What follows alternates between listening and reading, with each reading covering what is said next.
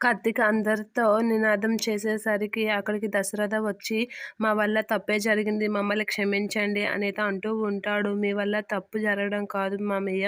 మీరు బాధ్యత మర్చిపోయారు" అనేది అంటూ ఉంటాడు కార్తీక్. "అవును, మీరు బాధ్యత మర్చిపోయి ఇదంతా చేశారు" అని ప్రభాకర్‌ని పిలిచి, "ఇతను 50 సంవత్సరాలు పైబడిన వాళ్ళందరినీ మీరు ఉద్యోగం పనికిరాలని తీసిస్తే ఎలా అవుతుంది" అనేది అంటూ ఉంటారు. అలా అనేసరికి దశరథ అయితే షాక్ అయ్యి అలా చూస్తూ ఉంటాడు. ఇక ఈ ప్రభాకర్‌ని పిలిచి, "ఇతను మన కంపెనీలో చాలా సంవత్సరాల నుంచి నిజాయితీగా పనిచేస్తున్న అతను మరొక నెలలో కూతురు పెళ్లి పెట్టుకుండు. కూతురు పెళ్లికి కంపెనీ నుంచి సహాయం అందుతుందని ఏమాత్రమైనా ఆశిస్తాడు కదా! సహాయం కాదు కదా! ఉన్న ఉద్యోగమే ఊస్టింగ్ చేసేస్తే అతను ఎవరికి చెప్పుకుంటాడు? అతను ఏం చేస్తాడు?" అని చెప్పి కార్తీక్ అయితే అంటూ ఉంటాడు.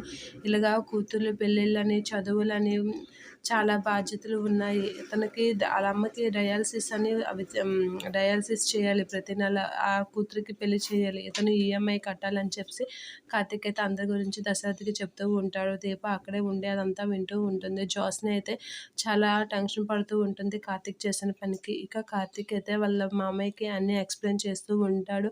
50 సంవత్సరాలుగా పనిచేసిన వాళ్ళకి ఇప్పుడు మీరు ఉద్యోగంలో పనికిరారు, మీరు ఉద్యోగం చేయకండి అని ఒక్కసారిగా పీకేస్తే ఎలా ఉంటుంది? అసలు కంపెనీకున్న రూల్స్ ఏంటి అని చెప్పి కార్తీక్ అయితే అంటూ ఉంటాడు. అలా అనేసరికి అందరూ అయితే మమ్మల్ని క్షమించండి అని చెప్పి దశరథ అయితే అంటూ ఉంటాడు. అలా దశరథ అనేసరికి ఇక కార్తీక్ ఆడిన మాటలన్నిటికీ దశరథ అయితే మా వల్ల తప్పే జరిగింది, మమ్మల్ని క్షమించండి అని చెప్పేసి జ్యోత్స్న వీళ్ళందరికీ సారీ చెప్పు అనేది అంటూ ఉంటాడు. ఇక జ్యోత్స్న అయితే ఏం చెప్పకుండా అలా చాలా కోపంతో అయితే అలా చూస్తూ ఉంటుంది. నేను సారీ చెప్పాలా వీళ్ళకి అని అయితే చూస్తూ ఉంటుంది.